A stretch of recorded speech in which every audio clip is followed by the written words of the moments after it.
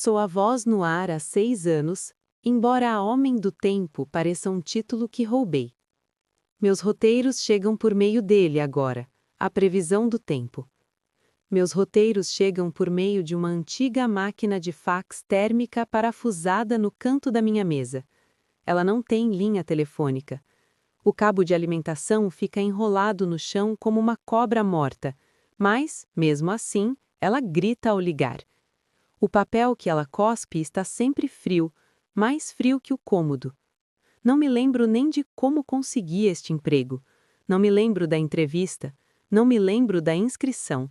Só me lembro do telefone tocando no meio de um sonho e de uma voz me dizendo que eu começava na segunda-feira.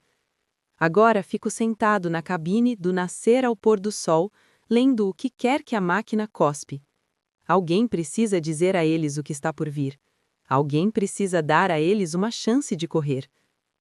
Na maioria dos dias, a máquina, que eu chamo de a especialista, só geme. Ela zumbindo com uma vibração de baixa frequência me dá dor de dente.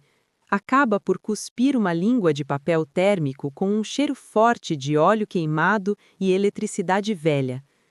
Nos dias bons, as mensagens são entediantes. Chuvisco, parcialmente nublado. O tipo de notícia que me permite fingir que sou apenas um cara com um emprego. Mas depois tem os outros dias. Nesses dias, o especialista não apenas zumbia, ele gritava. Era uma convulsão mecânica, o som de um triturador de papel engasgando com ossos e o lamento agudo de um gato moribundo. Quando o papel finalmente deslizava para fora, a tinta ainda estava úmida e oleosa. O papel parecia a pele arrancada de alguém que acabou de sair do banho. Lembro-me da primeira vez que a previsão do tempo mudou. Não mencionou o céu em momento algum. Névoa densa pelas próximas 2 horas. Se ouvir batidas na porta, não abra. Não pergunte quem está aí. Ou, tempestade se aproximando. Se você vir um parente morto refletido em um raio, não o cumprimente. Eles estão buscando um convite.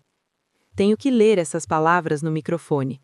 Tenho que manter a voz firme, mesmo quando sinto o especialista observando a minha nuca, esperando para ver se vou errar uma sílaba. Porque lá fora, nas casas silenciosas e nos carros em movimento, as pessoas estão ouvindo, e eu sou a única coisa que lhes diz como sobreviver. Não estou completamente sozinho na estação, embora muitas vezes pareça que sim. Ricky e Ashley estão lá. Ashley cuida das notícias locais e das atualizações da comunidade. Ela é eufórica demais. Ela se move pelos corredores escuros com uma energia alegre e cafeinada que parece uma lâmina serrilhada cortando o silêncio da cabine. Ela me traz café, preto, amargo e com um leve cheiro do mesmo óleo queimado da máquina de fax. Mas ela nunca olha para o especialista. Ela nunca pergunta por que meus boletins meteorológicos parecem manuais de sobrevivência. Ela apenas sorri, seus dentes um pouco brancos demais sobre a luz fluorescente, e me diz para continuar o bom trabalho. E depois tem o Mickey. O Ricky é o fantasma na máquina. É ele quem impede que as luzes pisquem e que o encanamento retorne para o saguão. É um homem de manchas de gordura e suspiros pesados. Não conversamos muito, o que me agrada. Ele apenas se move na periferia da minha visão, apertando parafusos em coisas que não deveriam estar soltas e observando as paredes com uma intensidade cautelosa e exausta. Eles preenchem os intervalos entre minhas transmissões, oferecendo uma fina camada de vida de ofício. Mas às vezes, quando o especialista começa seu grito ritmado e ensurdecedor, eu os flagro paralisados, só por um segundo. O sorriso de Ashley vacila e Ricky aperta sua chave de fenda até os nós dos dedos ficarem acinzentados. Era uma terça-feira, indistinguível de qualquer outra. Entrei na cabine, uma caixa apertada com cheiro de estática e poeira, e dei um tapinha leve no especialista, em sua carcaça fria e bege. Era meu ritual matinal, uma forma de a conhecer a besta antes que despertasse. Um instante depois, Ashley entrou voando, segurando 2 copos de isopor. Sua alegria era contagiante naquele pequeno espaço, como um rádio tocando na frequência errada. "Pronta para mais um dia divertido?" perguntou ela, com o sorriso perfeitamente estampado no rosto. "Ah, Thomas, lá sabe que existe um ponto fraco por trás de toda essa dureza." Eu dei uma leve revirada de olhos enquanto ela desaparecia de volta no corredor. Sozinha, com o zumbido dos aparelhos eletrônicos, me virei para a janela. Era uma das poucas coisas do trabalho que eu realmente gostava. O estacionamento era pequeno, uma faixa cinza de asfalto em meio à densa e crescente linha de árvores. Dali, eu podia observar a única estrada que se perdia na floresta. Em manhãs como esta, com a névoa agarrada no topo dos pinheiros, tudo parecia tranquilo, mas era uma paz frágil, daquelas que se encontra num cemitério antes da primeira pá tocar a terra. Coloquei os fones de ouvido, o plástico frio contra as minhas têmporas. Ao fundo, a voz de Ashley filtrava-se pelos monitores, borbulhante, ritmada e completamente desconectada da fria realidade da cabine. Ignorei-a. Eu esperava pelo único som que importava. Então aconteceu. A impressora não apenas imprimiu, ela se contraiu.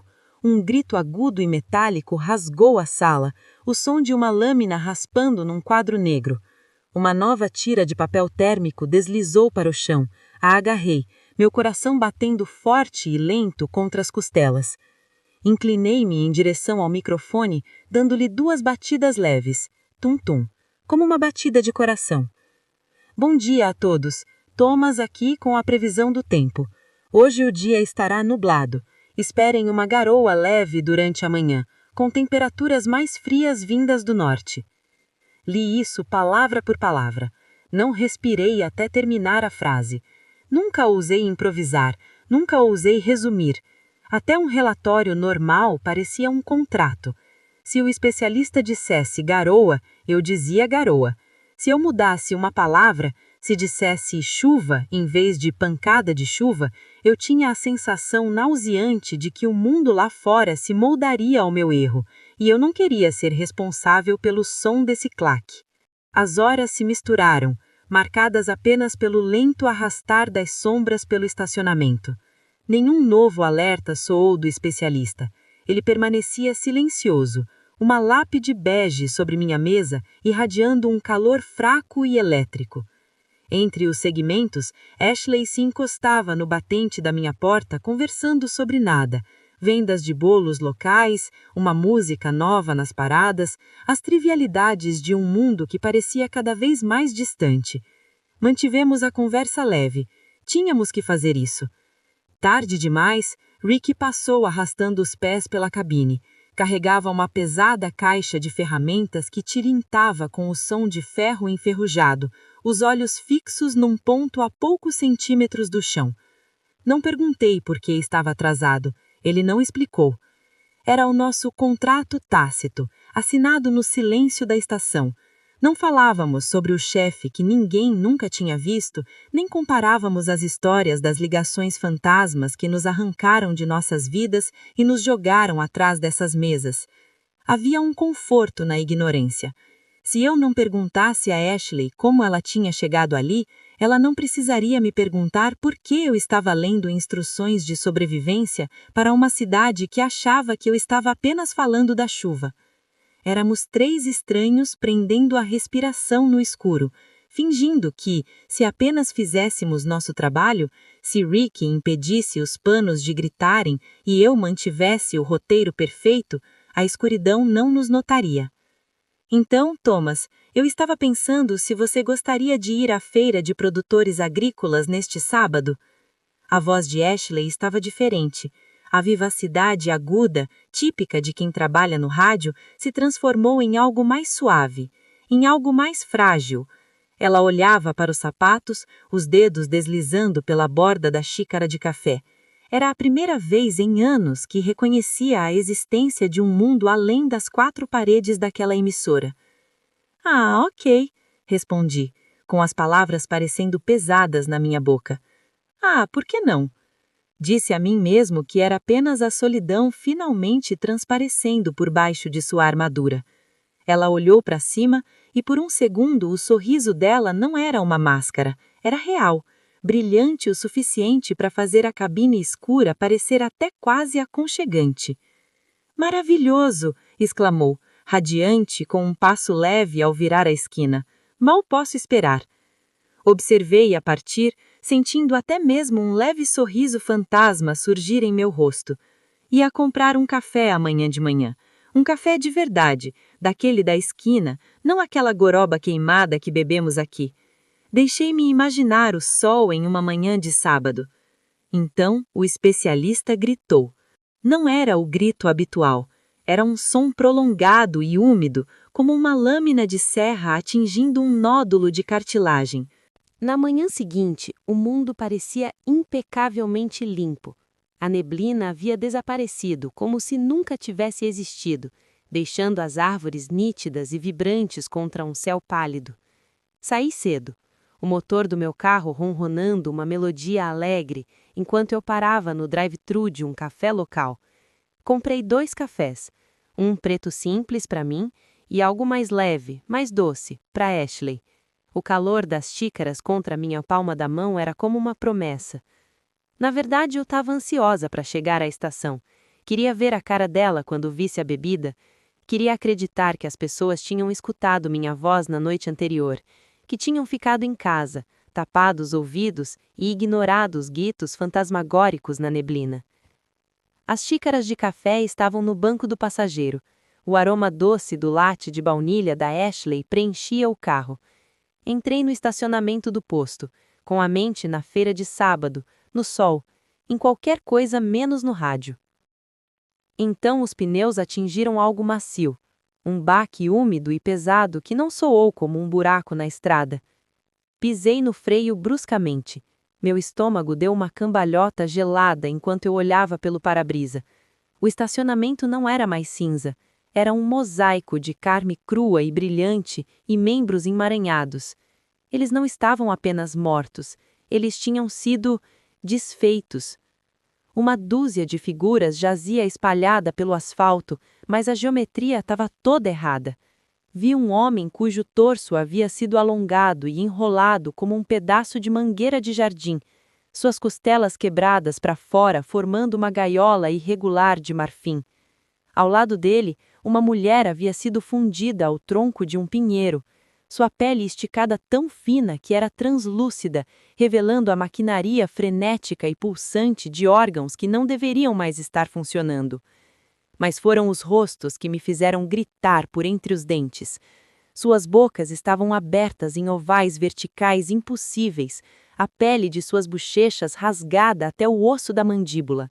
Seus olhos não estavam apenas arregalados, as pálpebras haviam sido removidas, deixando esferas salientes e injetadas de sangue que encaravam o vazio. Pareciam exatamente a agonia de olhos fundos do grito, mas representada em músculos trêmulos e úmidos e gordura machucada. A pior parte era o som. Não era o vento, era um assovio baixo e borbulhante vindo daquelas bocas cavernosas. O som de ar escapando por traqueias destruídas. Eles ainda respiravam. A névoa não tinha terminado o serviço, apenas mudara a forma deles. No meio da carnificina, vi uma jaqueta azul familiar. Rick. Seu corpo estava achatado, como se todos os seus ossos tivessem sido removidos. Seu pescoço estava esticado como caramelo enrolado em sua caixa de ferramentas enferrujada. Caminhei pelo asfalto e o chão parecia esponjoso. Tentei não olhar para baixo, mas o som úmido sob minhas botas me obrigou a olhar para o pavimento. Eu não havia pisado em uma pedra, eu havia pisado em uma língua, uma longa fita cinzenta de músculo que se estendia de um monte de restos mortais do que um dia fora um entregador local. Ela ainda se contraía, sentindo o ar, mesmo que o resto do homem fosse uma carcaça achatada de ossos quebrados e intestinos estourados. Caminhei em direção à entrada, minha respiração curta e irregular. À minha esquerda, 2 figuras estavam entrelaçadas, Seus membros estavam trançados como massa de pão, a pele fundida tão perfeitamente que eu não conseguia distinguir onde uma pessoa terminava e a outra começava.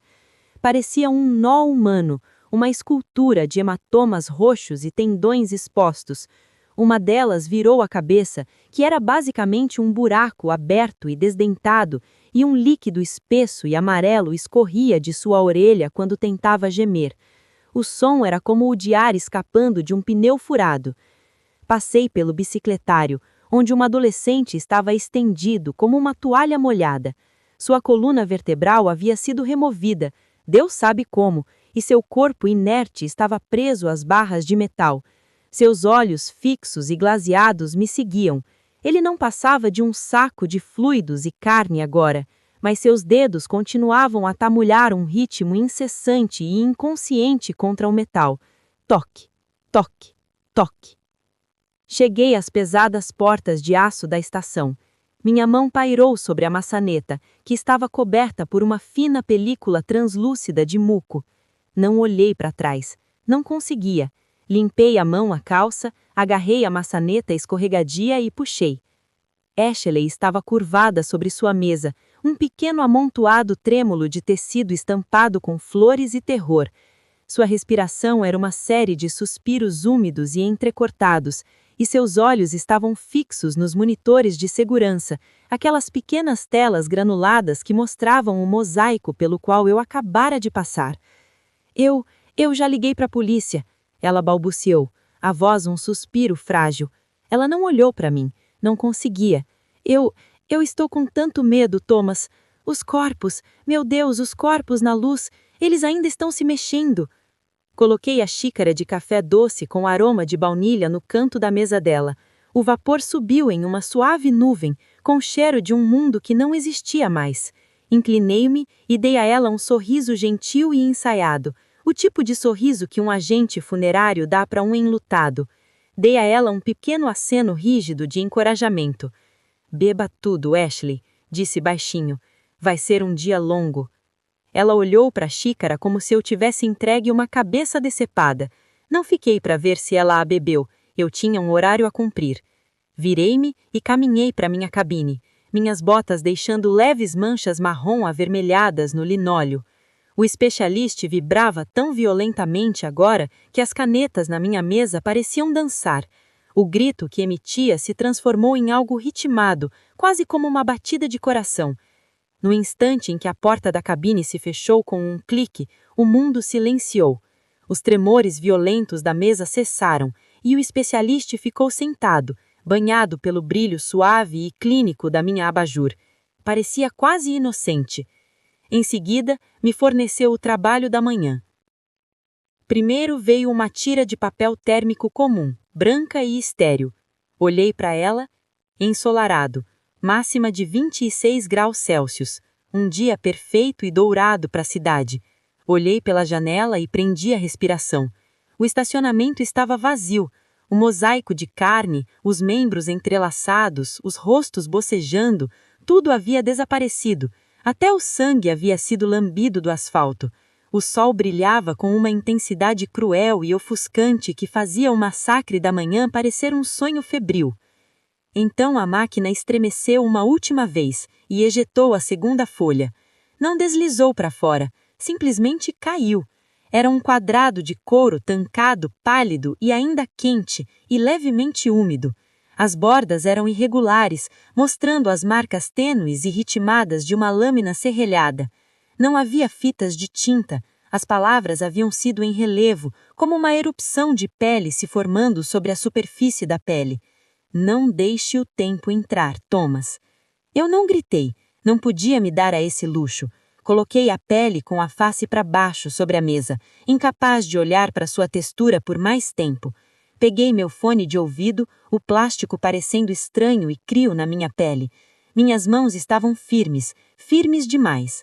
Inclinei-me em direção ao microfone. A luz no ar projetava um vermelho profundo e intenso sobre meus nós dos dedos. Bati na tela. Tum-tum. Disse bom dia a todos, minha voz tão brilhante e rouca quanto o sol lá fora. Thomas, aqui e agora para a previsão do tempo.